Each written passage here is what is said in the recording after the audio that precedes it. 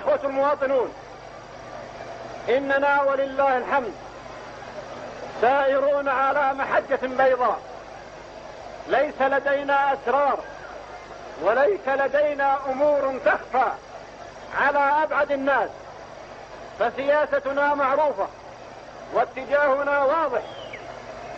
نحن دعاة لكلمة الله سبحانه وتعالى، ودعاة لأن يكون دين الله ظاهر على كل شيء.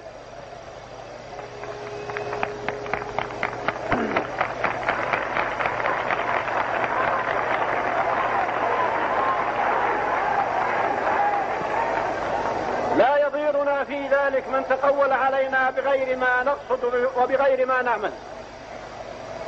أما من الناحية العربية فنحن دعاة لإخواننا العرب أن يتصافحوا وأن يتلاقوا بروح أخوية وبمحبة وبإخلاص، وأن يحترم كل منهم الآخر، وأن يمتنع عن التدخل في شؤونه الداخلية.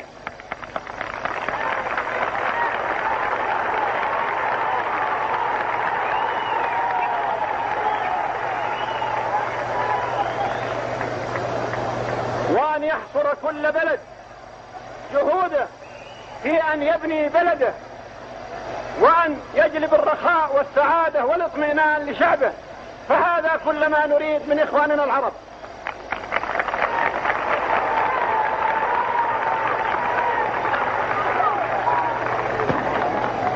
أما موقفنا نحن منهم فإننا معهم في كل